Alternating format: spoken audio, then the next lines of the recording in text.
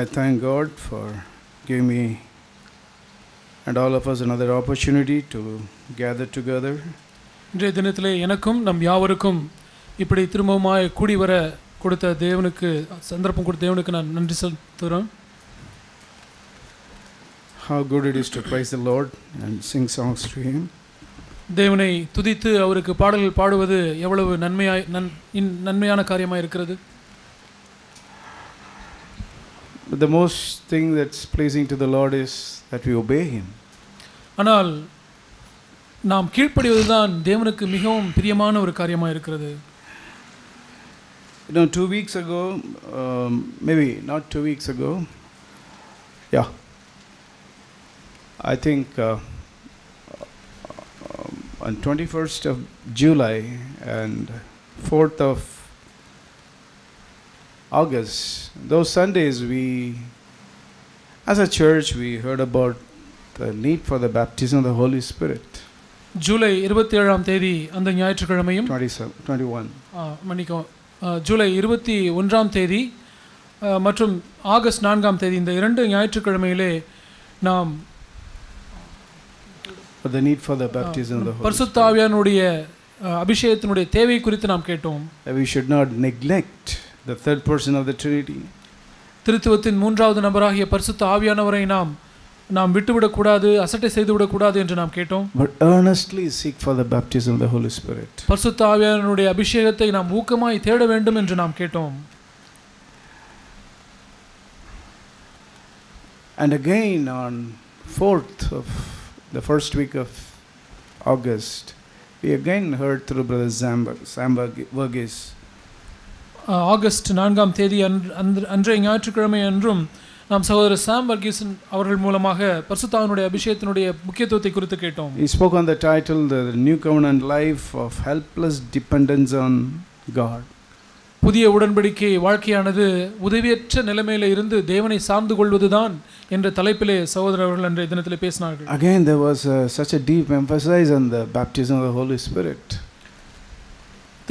அவ்விதமாக அந்த நாளிலும் பரிசுத்தாவினுடைய அபிஷேகத்தை தேவன் வலியுறுத்தி பேசினார்.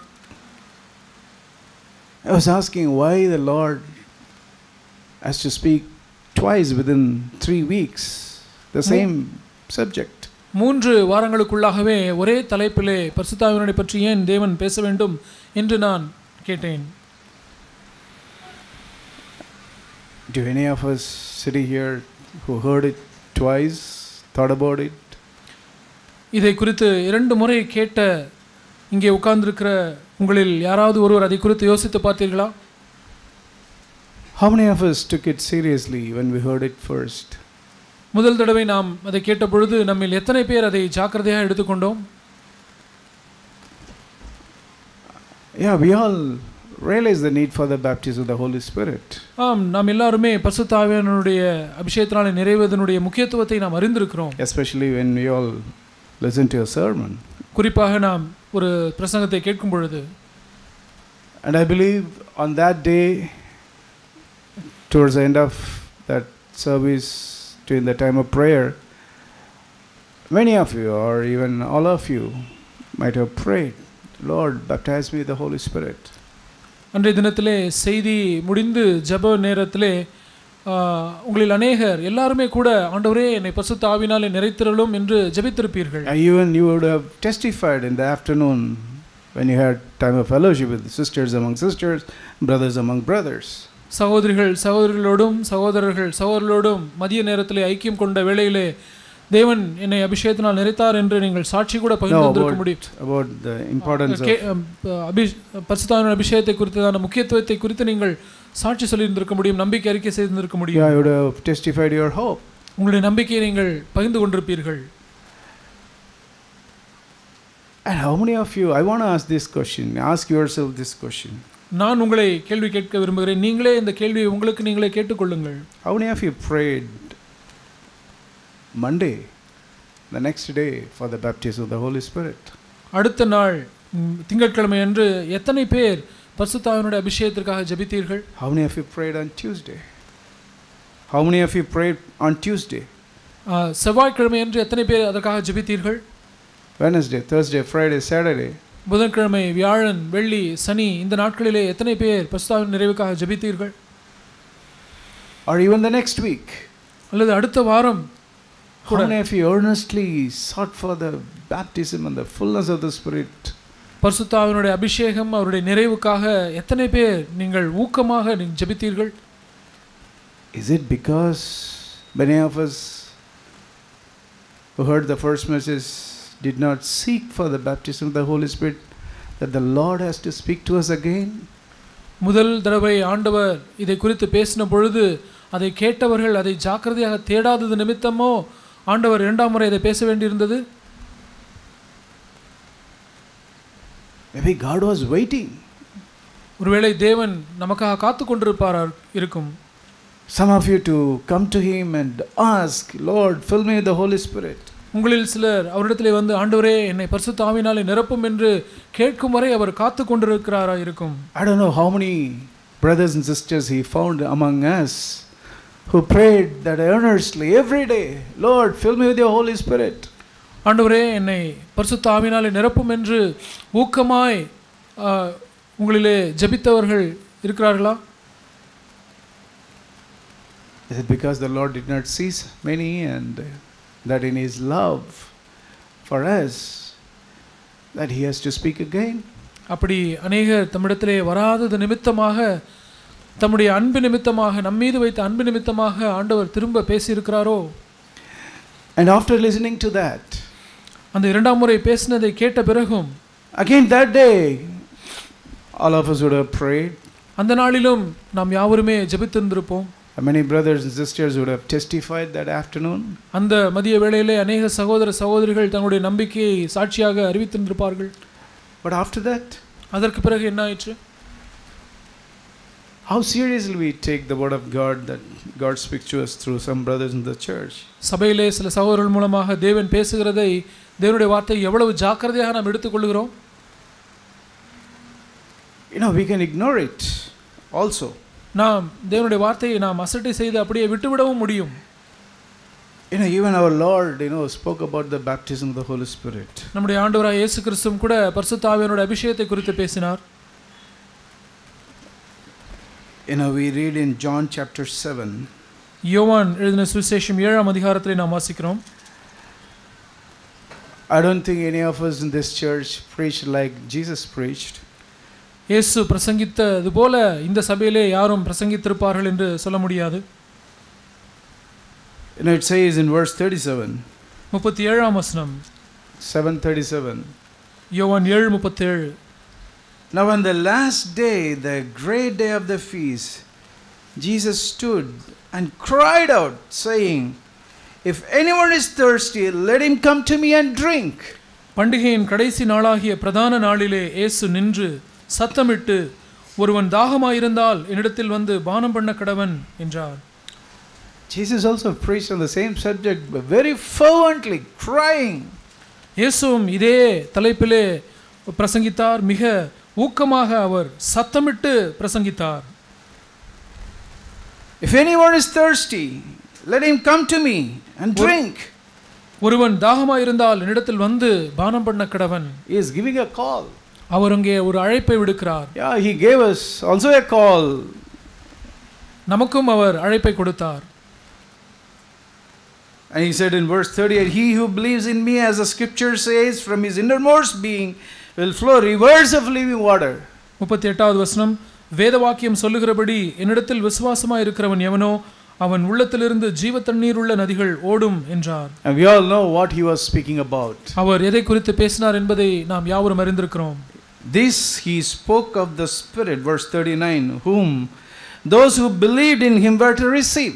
39ஆம் வசனத்திலே தம்மை விசுவாசிக்கிறவர்கள் அடைய போகிற ஆவியை குறித்து இப்படி சொன்னார். For the Spirit was not given, பரிசுத்த ஆவியானவர் இன்னும் அருளப்படாது இருந்தார். but today is already has come. அந்த நாளிலே அவர் அருளப்படவில்லை, ஆனால் இன்றைக்கு பரிசுத்த ஆவியானவர் வந்து விட்டார். He preached with such a fervency that day. அந்த நாளிலே இயேசு அவ்வளவு ஊக்கமாய் இதை குறித்து பிரசங்கித்தார். But you know what was the response of those Jewish people who heard that powerful sermon? அந்த ஆண்டவருடைய வல்லமையான அந்த பிரசங்கத்தை கேட்ட அந்த யூதர்களுடைய பிரதியுத்தரம் என்னவா இருந்தது? Everyone, I think most of them who heard that message, they were speaking about the messenger. அவர்களில் அநேகர் அந்த செய்தியை பிரசங்கித்தவரை குறித்து பேசிக்கொண்டார்கள். But they forgot the message. ஆனால் அந்த செய்தியை மறந்துவிட்டார்கள். Oh, what a word this brother spoke. இந்த சகோதரன் என்ன அருமையான வார்த்தையை பகிர்ந்து கொண்டார். How, powerfully brother Sam Varghese spoke. சாம் வர்கீஸ் அவர்கள் எவ்வளவு வல்லமையாக வார்த்தையை பகிர்ந்து கொண்டார்.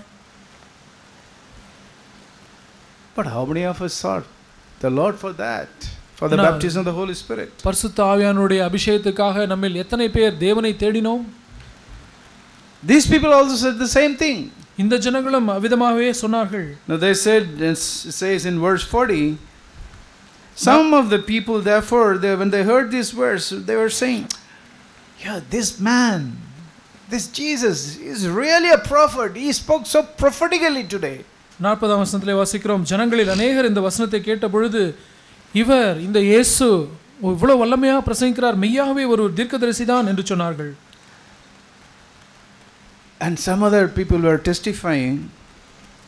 வேறு சிலர் சாட்சி சொன்னார்கள். No. This is not a prophet. This is surely Christ. This is the Messiah who spoke. இல்லை அப்படியெல்லாம் இல்லை, இவர் தீர்க்கதரிசி அல்ல, அதை காட்டிலும் அவர் கிறிஸ்து, அவர் மேசியா என்று சொன்னார்கள். Some people, other people, they were no. He is not Messiah. ஒரு சிலர்கள் என்ன சொன்னார்கள் என்றால், இல்லை இவர் மேசியா எல்லாம் இல்லை, கிறிஸ்து அல்ல. Messiah is not going to come from Galilee, is he? மேசியா கலிலேயில இருந்தா வரப்போகிறார்? No, he has to come from Bethlehem. அவர் பெத்லஹேமில் இருந்து தான் வருவார். He should be one of the descendants of David. அவர் தாவீதுடைய சந்ததியில் இருந்து வருவார்.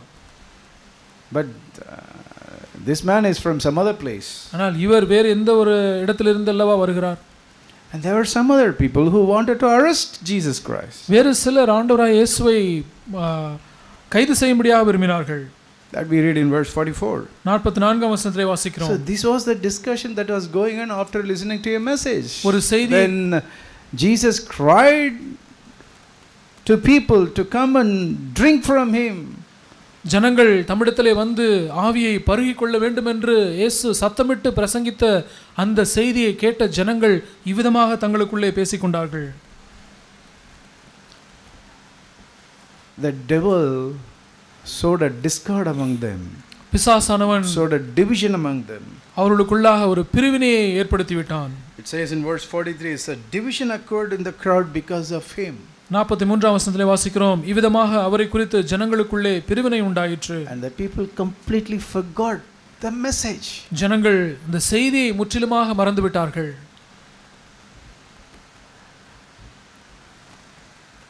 John, who saw this, இதை have written like that. இதை கண்ட யோவான் இவ்விதமாக எழுதியிருக்கிறார்.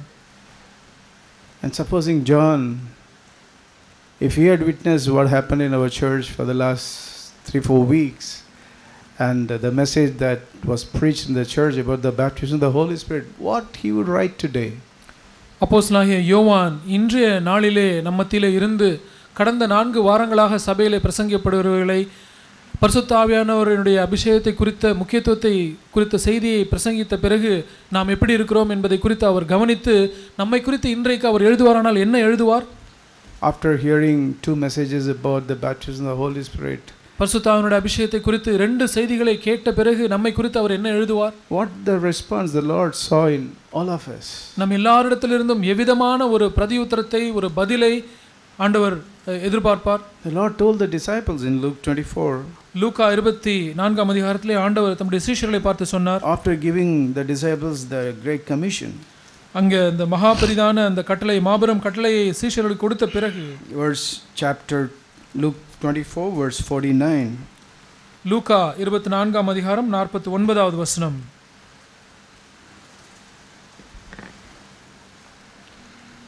Behold, I am sending forth the promise of my Father upon you, but you are to stay in the city until you are clothed with the power from on high. என் பிதா வாக்குத்தத்தம் பண்ணினதை இதோ நான் உங்களுக்கு அனுப்புகிறேன், நீங்களோ உன்னதத்திலிருந்து வரும் பெலனால் தரிப்பிக்கப்படும் வரைக்கும் எருசலேம் நகரத்தில் இருங்கள் என்றார். The Lord was telling them, wait. ஆண்டவர் அவர்களை பார்த்து நீங்கள் காத்திருங்கள் என்று சொன்னார். Have an expectation. ஒரு எதிர்பார்ப்பு கொண்டிருங்கள் என்று சொன்னார். Don't satisfied with the status quo.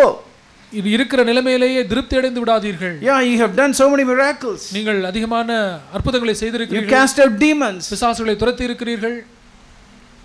But there is something more.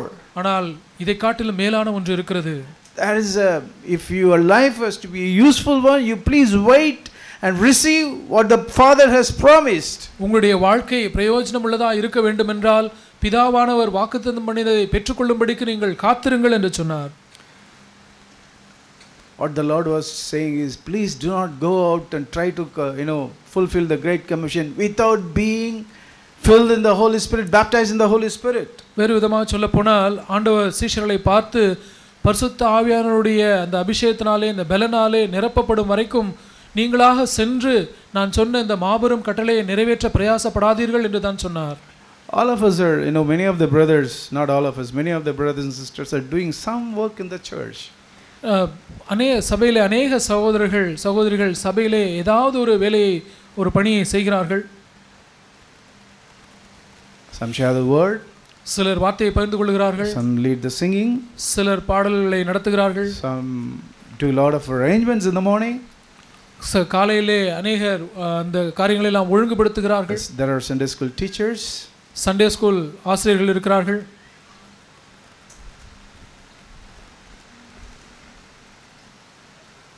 Are we filled in the Holy Spirit today? இந்த தினத்திலே நாம் பரிசுத்த ஆவியினாலே நிரப்பப்பட்டிருக்கிறோமா?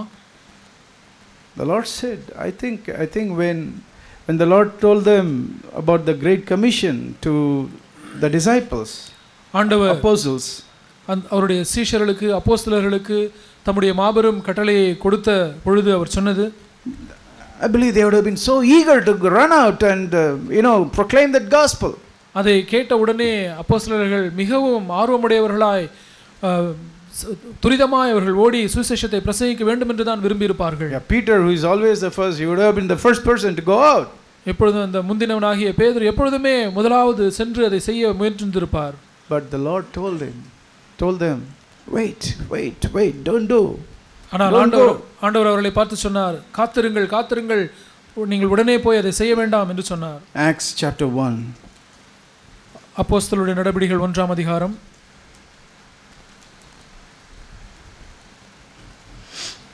Gathering them together, he commanded them not to leave Jerusalem, but to wait for what Father had promised, which he said, you heard from me. For John baptized with water, but you will be baptized with the Holy Spirit not many days from now. அப்போஸ்தலர் 1:4 வாசிக்கிறோம். அன்றியும் அவர் அவர்களுடனே கூடி வந்திருக்கும் போது அவர்களை நோக்கி, யோவான் ஜலத்தினாலே ஞானஸ்நானம் கொடுத்தான், நீங்கள் சில நாளுக்குள்ளே பரிசுத்த ஆவியினாலே ஞானஸ்நானம் பெறுவீர்கள். ஆகையால் நீங்கள் எருசலேமை விட்டு போகாமல் என்னிடத்தில் கேள்விப்பட்ட பிதாவின் வாக்குத்தத்தம் நிறைவேற காத்திருங்கள் என்று கட்டளையிட்டார். Because when he comes, verse 8, you will receive power, and you shall be my witnesses both in Jerusalem and all Judea, Samaria, and even to the remotest part of the earth. 8ஆம் வசனத்திலே, பரிசுத்த ஆவி உங்களிடத்தில் வரும்போது நீங்கள் பலனடைந்து எருசலேமிலும் யூதேயா முழுவதிலும் சமாரியாவிலும் பூமியின் கடைசி பரியந்தமும் எனக்கு சாட்சிகளாய் இருப்பீர்கள் என்றார். Don't dare to go out without receiving the baptism of the Holy Spirit. That was the message the Lord was giving them. ஆண்டவர் அவர்களுக்கு சொன்ன செய்தி என்ன? பரிசுத்த ஆவியினுடைய அபிஷேகத்தின் அந்த பலனை பெற்றுக்கொள்ளும் வரைக்கும் நீங்கள் சென்று நீங்கள் எனக்கு சாட்சிகளாய் இருக்க முயற்சிக்காதீர்கள். It was not just one experience. They were repeatedly filled with the Holy Spirit every day. அது ஏதோ ஒரு நாளைக்கான அனுபவம் அல்ல. அவர்கள் அனுதினமும் ஒவ்வொரு நாளும் திரும்பமாக ஆவியினாலே நிரப்பப்பட்டார்கள். Be filled with the Holy Spirit. பரிசுத்த Ephesians 5:18. எபேசியர் 5:18 வாசிக்கிறோம், நீங்கள் தொடர்ந்து ஆவியினாலே நிரப்பப்பட்டு கொண்டிருங்கள். Yeah, that is our need. அதுதான் நம்முடைய தேவையாக இருக்கிறது. The Lord told them. ஆண்டவர் அவர்களை பார்த்து சொன்னார். I think Paul after that wrote in 1 Corinthians chapter 15 verse 6, he wrote about there was nearly 500 people were there when the Lord Jesus was speaking about all these things. அதற்கு பிறகு பவுல் எழுதும் பொழுது அவர் சொல்லுகிறார் 1 கொரிந்தியர் 15:6 அதற்கு பின்பு அவர் 500 பேருக்கும் அதிகமான சகோதரர்களுக்கு தரிசனமாகி இவைகளை குறித்து பேசினார். But we all know only 120 people came received that baptism of the Holy Spirit on that day, on the day of Pentecost. ஆனால் அந்த பெந்தேகோஸ்தே நாளன்று பரிசுத்த ஆவியானவருடைய அபிஷேகத்தை பெற்றுக்கொள்ளும்படிக்கு 120 பேர் மாத்திரம்தான் வந்தார்கள் என்பது நம் யாவருக்கும் தெரியும். Brothers and sisters, சகோதர சகோதரிகளே, we need the baptism of the Holy Spirit to live a useful life. ஒரு பிரயோஜனமுள்ள வாழ்க்கை வாழ்வதற்கு நமக்கு பரிசுத்த ஆவியானவருடைய அபிஷேகம் நமக்கு தேவையா இருக்கிறது. Even if you are doing a small work in the church, சபையிலே நீங்கள் ஏதோ ஒரு சிறிய வேலையை செய்கிறவர்களா இருந்தாலும் கூட, you need the baptism of the Holy Spirit. உங்களுக்கு பரிசுத்த ஆவியானவருடைய அபிஷேகம் தேவைப்படுகிறது. If you haven't received it, please go to the Lord and seek for it. நீங்கள் பெற்றுக்கொள்ளவில்லை என்றால் தயவு செய்து ஆண்டவரிடத்தில் சென்று அதை நீங்கள் பெற்றுக்கொள்ளுங்கள். The Lord said, wait. ஆண்டவர் சொன்னார், காத்திருங்கள் என்று சொன்னார். Until you receive it. நீங்கள் அதை பெற்றுக்கொள்ளும் வரைக்கும் காத்திருங்கள் என்று சொன்னார். But out of 500 people, only 120, more than 500 people, only 120 people received it. 500 பேருக்கும் அதிகமான ஜனங்களுக்கு ஆண்டவர் இவைகளை சொல்லி இருந்த பொழுதும் 120 பேர் மாத்திரமே பரிசுத்த ஆவியானவருடைய அபிஷேகத்தை பெற்றுக்கொண்டார்கள். Nearly approximately 25% of those people received it. ஏறக்குறைய 25% ஜனங்கள் மாத்திரமே அந்த வாக்குத்தத்தத்தை பெற்றுக்கொண்டார்கள். More than 380 people, they missed it. 380 பேருக்கும் அதிகமானவர்கள் அந்த ஆசீர்வாதத்தை இழந்து போய்விட்டார்கள். I don't know how many of them received it afterwards. அதற்கு பிறகு அவர்களில் எத்தனை பேர் அது பெற்றுக்கொண்டார்கள் என்று தெரியவில்லை. But they missed a very important experience what the 120 people experienced. அந்த 120 பேர் பெற்றுக்கொண்ட அந்த அற்புதமான அந்த அனுபவத்தை மற்றவர்கள் அது பெற்றுக்கொள்ள தவறிவிட்டார்கள். Don't be satisfied, because if you have come from Pentecostal background, I request you, do not be fooled or satisfied by the gift of tongues that you are speaking. நீங்கள் பெந்தேகோஸ்தே பின்னணியிலிருந்து வருகிறவர்களா இருப்பீர்களானால் உங்களுக்கு அந்நிய பாஷை பேசுகிற வரம் இருக்கிறது என்பதை குறித்து நீங்கள் அதை வைத்தே நீங்கள் உங்களை ஏமாற்றிக் கொள்ள வேண்டாம். Even demon possessed people, they also speak in tongues. ஆவியினாலே பிசாசு பிடித்தவர்கள் கூட அந்நிய பாஷை பேசுகிறார்கள். But holy life, ஆனால் பரிசுத்த வாழ்க்கை, a useful life, ஒரு பயனுள்ள வாழ்க்கை, as we read in Luke 7 that day, அந்த நாளிலே நாம் லூக்கா 7ஆம் அதிகாரத்திலே வாசித்தது போல, for God's purposes to be fulfilled in our life, நம்முடைய வாழ்க்கையிலே தேவனுடைய நோக்கம் நிறைவேற வேண்டும் என்பதற்காக, we need to be filled in the baptism of the Holy Spirit. நமக்கு பரிசுத்த ஆவியானவருடைய அபிஷேகம் தேவைப்படுகிறது. The Lord said in John 7 verse 37, if anyone is thirsty, let him come to me and drink. யோவான் 7:37 ஆண்டவர் சொன்னார், தாகமாய் இருக்கிறவன் என்னிடத்திலே வந்து அவன் ஜீவ தண்ணீரை பெற்றுக்கொள்ள கடவன். Let us ask this question. நாம் இந்த கேள்வியை நாம் கேட்போம். Did I go this morning to drink from our Lord Jesus? நாம் இந்த காலை வேளையிலே ஆண்டவரிடத்திலே சென்று நாம் அதை பானம் பண்ணும்படி நான் போகிறேனா? Did I go and drink the living water from him? இந்த நாளிலே அவரிடத்திலே சென்று அந்த ஜீவ தண்ணீரை பருகும்படிக்கு நான் சென்றேனா? What a call from our Lord. ஆண்டவரிடத்திலிருந்து என்ன ஒரு அற்புதமான ஒரு அழைப்பா இருக்கிறது. If anyone is thirsty, ஒருவன் தாகமா இருந்தால், please come to me and drink. என்னிடத்திலே வந்து விடுங்கள், என்னிடத்திலே வந்து பானம் பண்ணுங்கள். He is available to give me, all of us. எனக்கும் நம் யாவருக்குமே அந்த பானத்தை கொடுப்பதற்கு அவர் ஆயத்தமாக இருக்கிறார். He is standing there waiting to give you. அவர் உங்களுக்கு அதை கொடுக்கும்படி நின்று காத்து கொண்டிருக்கிறார். But unless you go to him every day, ஆனால் ஒவ்வொரு நாளும் நீங்கள் போகாத பட்சத்தில், unless you go with the thirst to him and asking for the drink, you can't receive it. அவர் மீது ஒரு தாகத்தோடு அவரிடத்திலே சென்று அதை கேட்டுக்கொள்ளாத பட்சத்திலே நீங்கள் பெற்றுக்கொள்ள முடியாது. But to drink what? எதை நாம் பானம் பண்ண வேண்டும்? It's not drinking like a fruit juice. ஏதோ ஒரு பழரசத்தை குடிப்பது போல அது குடிக்கிறது அல்ல.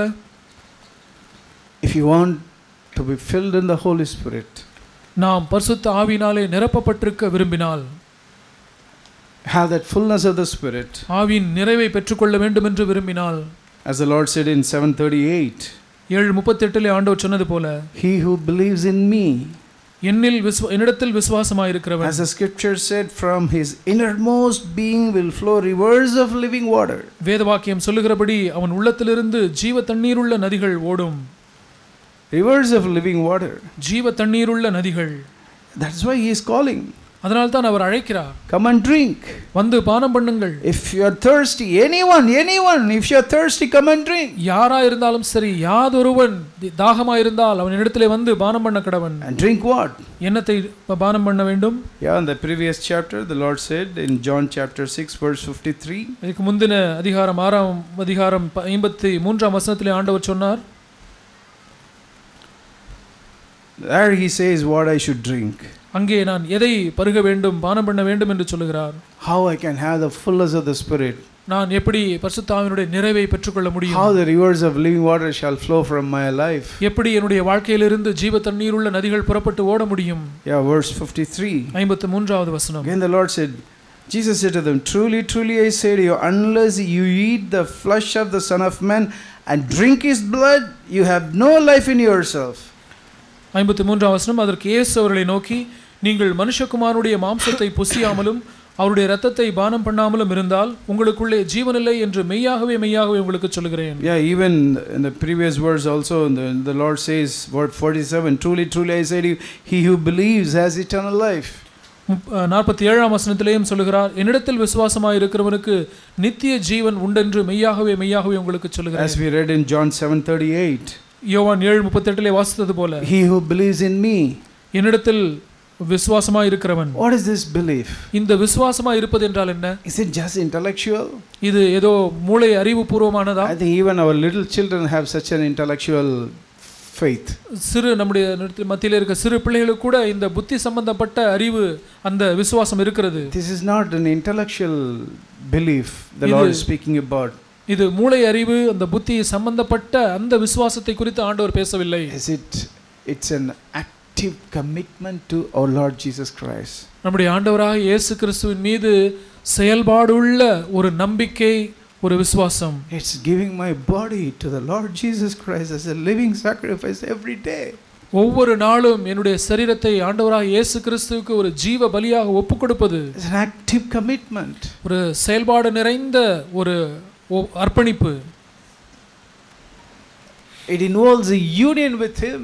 அவரோடு ஐக்கியப்படுதல் அங்கே இருக்கிறது. Giving my body as a living sacrifice during the time of temptation. என்னுடைய சோதனையின் வேளைகளிலே என்னுடைய சரீரத்தை ஜீவ பலியாக ஆண்டவராகிய இயேசுவுக்கு ஒப்புக்கொடுப்பது. Yeah, if I turn my eyes away from seeing things which tempts me sexually. பாலிய ரீதியிலே என்னை சோதிக்கக்கூடியதான காரியங்களிலிருந்து என்னுடைய கண்களை நான் விலக்கும் பொழுது. Yeah, if you do that, அதை நீங்கள் செய்யும் பொழுது, that is offering your eyes on the altar. Lord, I don't want to sin with my eyes. அப்பொழுது நீங்கள் என்ன செய்கிறீர்கள்? உங்களுடைய கண்களை எடுத்து பலிபீடத்தின் மேல் வைத்து, ஆண்டவரே என்னுடைய கண்களின் மூலமாக நான் உமக்கு விரோதமாக பாவம் செய்யவில்லை என்று சொல்லுகிறீர்கள். That's an active commitment to Jesus Christ. அது ஆண்டவராகிய இயேசு கிறிஸ்துவுக்கு ஒரு செயல்பாடுள்ள அர்ப்பணிப்பாய் இருக்கிறது. Like that in every temptation. அவிதமாகவே ஒவ்வொரு சோதனையிலும் கூட, every part of the members of the body which is tempted to commit a sin. என்னுடைய சரீரத்தினுடைய அவயவமாகிய ஒவ்வொன்றும் ஒவ்வொரு விதத்திலே சோதிக்கப்படும், பாவம் செய்யும்படி சோதிக்கப்படும் பொழுது, yeah, that is when I offered that member of the body on the altar and not committing that sin, that is an active commitment to Jesus Christ. அந்த சமயத்திலே, அந்த சோதனையிலே பாவத்துக்கு இடம் கொடாதபடிக்கு, அந்த சரீரத்தினுடைய அவயவம் பாவத்தை செய்யாதபடிக்கு நான் இருக்கும் பொழுது, அதை நான் செயல்பாடோடு என்னுடைய சரீரத்தை அர்ப்பணிக்கிறேன். That is coming in union with him. அதுதான் அவரோடு ஐக்கியத்துக்குள்ளாக வருவது. That is what is abiding in him. அதுதான் அவருக்குள்ளாக நிலைத்திருப்பது என்றால் அர்த்தம். It is not just taking part in the breaking of bread or drinking the wine. அது ஏதோ அப்பத்தை சாப்பிட்டு அந்த பழரசத்தை குடிப்பது அல்ல. Yeah, the Lord said, unless you eat the flesh of the Son of Man and drink his blood. That's not about taking part in the breaking of bread to have, you have no life in yourself. The Lord said that. That's not speaking about just taking part in the breaking of bread. என்னுடைய மாம்சத்தை புசியாமலும் என்னுடைய இரத்தத்தில் பானம் பண்ணாமலும் இருந்தால் உங்களுக்குள் ஜீவன் இல்லை என்று ஆண்டவர் சொன்னாரே, அது நாம் இங்கே கூடி வந்து அப்பத்தை சாப்பிட்டு ரசத்தை குடிப்பது, அதை குறித்து ஆண்டவர் சொல்லவில்லை. Yeah, it is having a living commitment to the Lord. Active commitment to the Lord. ஆண்டவருக்கு நாம் ஒரு செயல்பாடு உள்ள, ஒரு ஜீவனுள்ள ஒரு அர்ப்பணிப்பை தான் அதை குறிக்கிறது. Then every day when I seek, Lord, fill me, when I When I ask the Lord, when you ask the Lord, Lord, fill me, fill me, fill me, He will fill. And the cup will, the vessel will become enlarged, and the rivers slowly will start coming from you. அதற்கு பிறகு நாம் ஆண்டவரிடத்திலே ஆண்டவர் சென்று ஆண்டவரே என்னை நிரப்பும் என்று ஒவ்வொரு நாளும் கேட்கும் பொழுது ஆண்டவர் நம்மை நிரப்ப நம்முடைய பாத்திரம் பெரிதாகி ஜீவ தண்ணீர் உள்ள நதிகள் நம்மிடத்திலிருந்து புறப்பட்டு ஓடும். It's all about walking in the way of the cross. இதெல்லாம் எதை குறிக்கிறது? பரிசுத்த அந்த சிலுவையினுடைய வழியிலே நடப்பதை குறிக்கிறது. Eating his flesh and drinking his blood, that's walking in the way of the cross. அவருடைய மாம்சத்தை புசித்து அவருடைய இரத்தத்தை பானம் பண்ணுவது என்றால் என்ன? அது சிலுவையினுடைய வழியிலே நடப்பதை குறிக்கிறது. That the flesh, those things, that portrayed the death of the Lord on the cross. அந்த மாம்சமானது அந்த ஆண்டவராகிய இயேசு கிறிஸ்துவினுடைய இந்த சிலுவை மரணத்தை குறிக்கிறது. And to eat his flesh and to drink his blood is to walk in that way of that is giving my body as a living sacrifice to the Lord every day. அவருடைய மாம்சத்தை புசித்து அவருடைய இரத்தத்தை பானம் பண்ணுவது என்றால் நான் அந்த சிலுவையின் வழியிலே ஒவ்வொரு நாளும் நடந்து என்னுடைய சரீரத்தை ஜீவபலியாக ஒவ்வொரு நாளும் அவருக்கு ஒப்புக் கொடுப்பதை குறிக்கிறது. Not doing the will, my own will, but the will of the Father. என்னுடைய சொந்த சித்தத்தை செய்யாதபடிக்கு பிதாவுடைய சித்தத்தை மாத்திரமே செய்வதை அது குறிக்கிறது. And the Lord said from the verses 53 to 58, 53ஆம் வசனத்திலிருந்து 58ஆம் வசனம் வரை உள்ள அந்த வேத பகுதியிலே ஆண்டவர் சொல்கிறார், if truly I say to you, unless you eat the flesh of the Son of Man, drink in his blood, you have no life in yourself. மனுஷகுமாரனுடைய மாம்சத்தை புசியாமலும் அவருடைய இரத்தத்தை பானம் பண்ணாமலும் இருந்தால் உங்களுக்குள்ளே ஜீவன் இல்லை என்று மெய்யாகவே உங்களுக்கு சொல்கிறேன். The Lord is saying you will have no life in yourself. உங்களுக்குள்ளாக மெய்யாகவே ஜீவன் இராது என்று ஆண்டவர் சொல்கிறார். I will not have the life of Christ in me. என்னிடத்திலே கிறிஸ்துவுடைய ஜீவன் எனக்கு வேண்டும். And second thing, verse 54, இரண்டாவது காரியம் 54வது வசனம், he who eats my flesh and drinks my blood has eternal life. என் மாம்சத்தை புசித்து என் இரத்தத்தை பானம் பண்ணுகிறவனுக்கு நித்திய ஜீவன் உண்டு. If you walk in the way of the cross, you will have eternal life. நீங்கள் சிலுவையினுடைய வழியிலே நடப்பீர்களானால் உங்களுக்கு நித்திய ஜீவன் உண்டாயிருக்கும். And the Lord said, I will raise him up on the last day. ஆண்டவர் சொல்கிறார், நான் அவனை கடைசி நாளில் எழுப்புவேன். What a privilege. என்ன ஒரு ஸ்லாக்கியம் பாருங்கள். I will raise him up. நான் அவனை எழுப்புவேன். I saw it that way, in a personal way. நான் இதை ஒரு தனிப்பட்ட விதத்திலே நான் இதை பார்த்தேன். Supposing before the Lord comes I am dead. ஆண்டவர் வருகிறதுக்கு முன்னதாக ஒருவேளை நான் மரிக்க வேண்டி இருந்தால், if I am lying in my bones are lying in the sepulture, என்னுடைய எலும்புகள் என்னுடைய சரீரம் அந்த கல்லறையிலே அங்கே இருக்கிறது, and the tomb,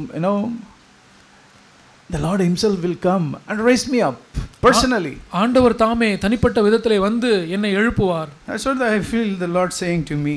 அதைத்தான் ஆண்டவர் என்னிடத்திலே சொல்லுகிறார் என்று நான் உணர்கிறேன். I will raise him. நான் அவனை எழுப்புவேன். What a great privilege if I walk in the way of the cross. நான் சிலுவையின் வழியிலே நான் நடப்பேன் என்றால் என்ன ஒரு ஸ்லாக்கியம் பாருங்கள். But if I don't walk, ஆனால் நான் நடக்காத பட்சத்தில் will I have eternal life?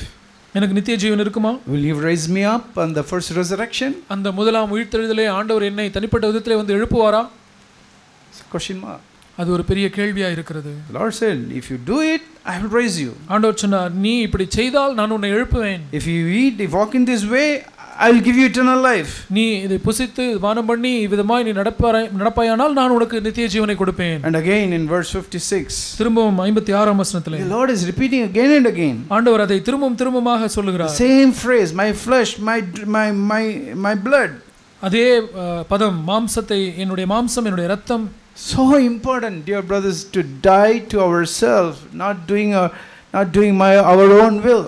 நம்முடைய சொந்த சித்தத்தை செய்யாதபடிக்கு நம்முடைய சுயத்துக்கு மரிப்பது அவ்வளவு முக்கியமானது பிரியமானவர்களே.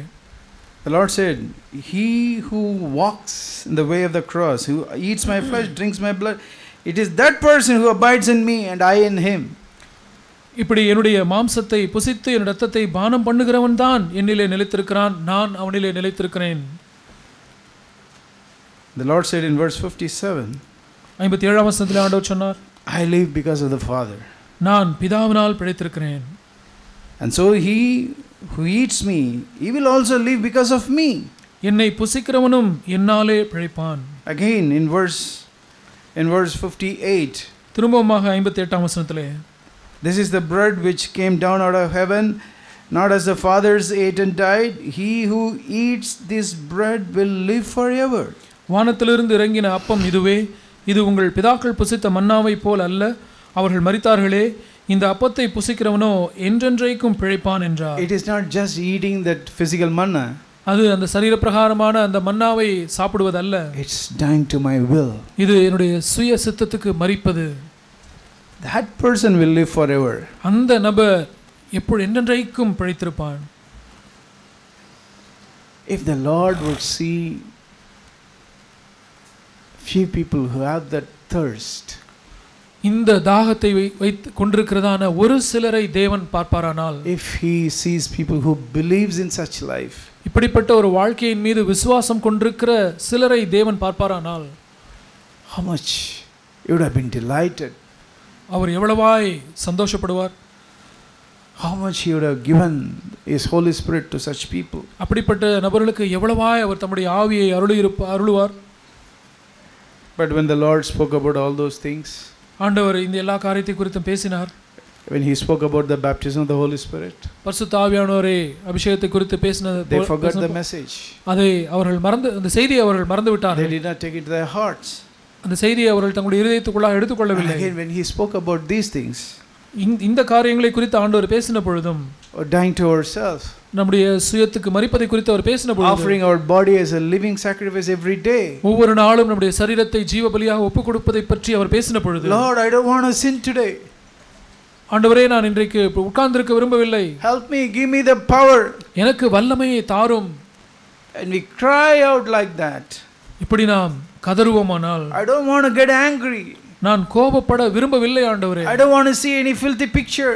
அசிங்கமான படங்களை நான் பார்க்க விரும்பவில்லை. I don't want to waste my time. என்னுடைய நேரத்தை நான் வீணடிக்க விரும்பவில்லை ஆண்டவரே. I want to be a useful vessel in your hand. உம்முடைய கரங்களிலே நான் ஒரு பயனுள்ள பாத்திரமாக இருக்க விரும்புகிறேன். And today and every day I want to live a life pleasing to you, Lord. இன்றைக்கும் ஒவ்வொரு நாளும் உமக்கு பிரியமான ஒரு வாழ்க்கை வாழ விரும்புகிறேன் ஆண்டவரே. I want to hallow your name. உம்முடைய நாமத்தை நான் பரிசுத்தப்படுத்த மகிமைப்படுத்த விரும்புகிறேன். I want it to be the king of my heart today and every day. இந்த நாளிலும் என்னுடைய வாழ்க்கையின் ஒவ்வொரு நாளும் நீர் என்னுடைய வாழ்க்கையின் ராஜாவா இருக்க விரும்புகிறேன். I don't want to do my will but yours, Lord, as it is done in heaven. என்னுடைய சித்தத்தை அல்ல ஆண்டவரே, பரலோகத்திலே உம்முடைய சித்தம் செய்யப்படுகிறது போல நான் உம்முடைய சித்தத்தை செய்ய விரும்புகிறேன். I don't want to take any glory from anybody. யாரிடத்திலிருந்தும் எந்த ஒரு மகிமையும் எனக்கென்று நான் எடுத்துக்கொள்ள விரும்பவில்லை. I don't want to expect that. I don't want to receive that like you. நான் அதை எதிர்பார்க்கவும் இல்லாதபடிக்கு நான் ஏற்றுக்கொள்ளாத, நீர் எப்படி இருந்தீரோ அதே போல நான் மகிமையை எதிர்பார்க்கவும் பெற்றுக்கொள்ளாதவும் நான் இருக்க விரும்புகிறேன். Thine is the kingdom, thine is the glory, thine is the power, Lord, not mine. ராஜ்யமும் மகிமையும் வல்லமையும் உம்முடையவைகள் ஆண்டவரே, என்னுடையவைகள் அல்ல. If we have a thirst like that, அவிதமான தாகம் நமக்கு இருக்குமானால், the Lord will definitely fill you, my dear brothers and sisters. ஆண்டவர் நிச்சயமாகவே உங்களை நிரப்புவார் எனது அருமை சகோதர சகோதரிகளே. But it says, when he spoke about all those things, many left him. இந்த காரியங்களை குறித்து ஆண்டவர் பேசின பொழுது அதை கேட்ட ஜனங்கள் அநேகர் அவரை விட்டு சென்று விட்டார்கள். Many criticized him. அநேகர் அவரை விமர்சித்தார்கள். This is too difficult. இது கடினமான உபதேசம் என்று சொன்னார். God is demanding too much. ஆண்டவர் இதை என்னிடத்திலிருந்து அதிகமான காரியத்தை கேட்கிறாரே. I can't live this life. இந்த வாழ்க்கை என்னால் வாழ முடியாது. No, brother, my dear sisters, the Lord is willing to give us that power. If we have a thirst, let us go to him. அருமையான சகோதர சகோதரிகளே, நமக்கு மாத்திரம் தாகம் இருக்குமானால் அவருக்கு சென்றால் நிச்சயமாகவே அவர் நம்மை நிரப்புவார். The thirst, if it is missing, ask the Lord. அந்த தாகம் நமக்கு இருந்தால் ஆண்டவரிடத்திலே கேளுங்கள். Lord, give me a thirst. I don't have a thirst. ஆண்டவரே, என்னிடத்திலே ஒரு தாகம் இல்லையே, எனக்கு தாகத்தை தாரும் என்று அவரிடத்திலே கேளுங்கள். I do not have a longing to be filled with the Holy Spirit. பரிசுத்த ஆவியினாலே நிரப்பப்படுவதற்கு எந்த ஒரு வாஞ்சையும் இல்லாதிருக்கிறதே. Lord, please open my eyes to see my own need. என்னுடைய சொந்த தேவையை காணும்படி என்னுடைய கண்களை திறந்தருளும் என்று ஜெபியுங்கள். Yeah, you have to set things right in your life. உங்களுடைய வாழ்க்கையிலே காரியங்களை சரி செய்ய வேண்டும். If you have an unforgiving spirit, ஒரு மன்னிக்க முடியாத ஆவி உங்களுக்கு இருக்குமானால், please do not expect the Lord to fill you with the Holy Spirit. ஆண்டவர் உங்களை பரிசுத்த ஆவியினால் நிரப்புவார் என்று நீங்கள் எதிர்பார்க்காதீர்கள். If you do not have a cry to come out of a sinful life, பாவமான வாழ்க்கையிலிருந்து வெளியே வரும்படிக்கு ஒரு விருப்பம் உங்களுக்கு இல்லாதிருந்தால், if you are not willing to forsake that sinful life, அந்த பாவ வாழ்க்கையை நீங்கள் விட்டு உதறித்தள்ள விருப்பம் இல்லாதிருப்பீர்களானால், if you love sinning, நீங்கள் பாவம் செய்வதை வாஞ்சிப்பீர்களானால், if you are practicing sin, பாவத்தை செய்து பழக்கமாயிருப்பீர்களானால் yeah, you have to repent. நீங்கள் மனம் திரும்ப வேண்டும். And maybe many of us who are sitting here once have been baptized in the Holy Spirit.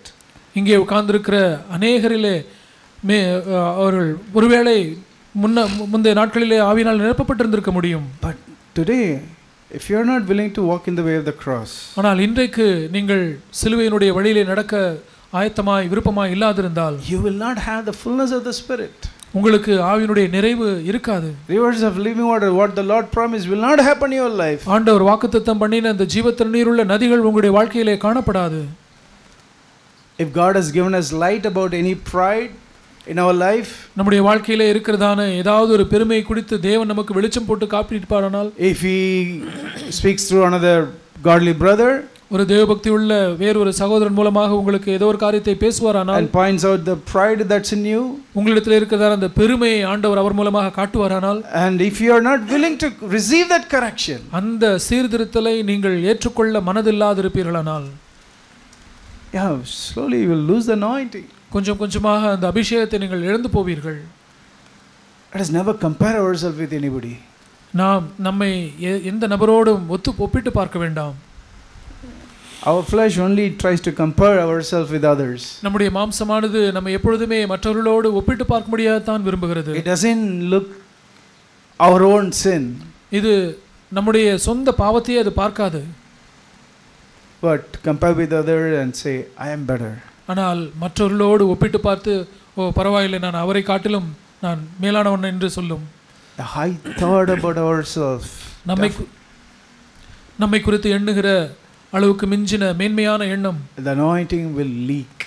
அந்த அபிஷேகமானது அப்படியே கொஞ்சம் கொஞ்சமாக கசிந்து போய்விடும். Let us repent. நாம் மனம் திரும்புவோம். Let us receive the correction.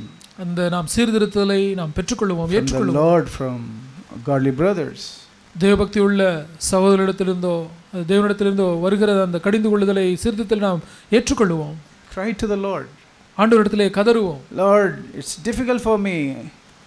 ஆண்டவரே, எனக்கு இது கடினமாக இருக்கிறது. But Lord, I pray that you will make me willing to be willing, Lord. ஆண்டவரே, நான் இதை ஆயத்தமாய் அதை வாஞ்சிக்கும்படியான ஒரு வாஞ்சி உள்ளவனாய் இருக்க அப்படிப்பட்ட நபராய் என்னை மாற்றும். Let us humble ourselves. நாம் நம்மை தாழ்த்துவோம்.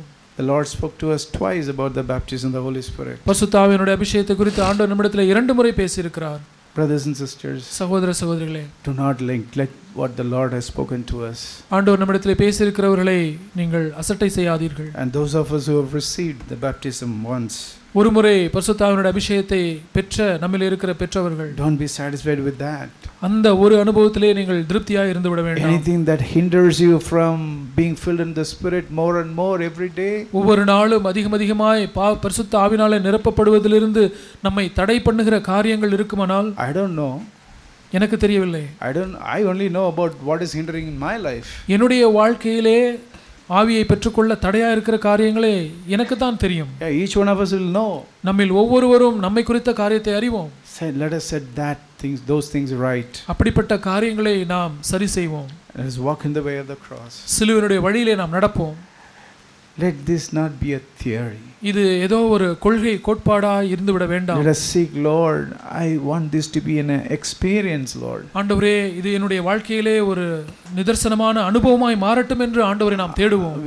Lord, I have heard this message again and again and again in the church. ஆண்டவரே, இந்த செய்தியை நான் சபையிலே திரும்பவுமாக நான் கேட்டிருக்கிறேன் ஆண்டவரே. But it's not become my life. ஆனால் இது என்னுடைய ஜீவனாய் வாழ்க்கையாய் மாறவில்லை. But today there was a promise. ஆனால் ஆண்டவர் வாக்குத்தத்தம் பண்ணியிருக்கிறார்.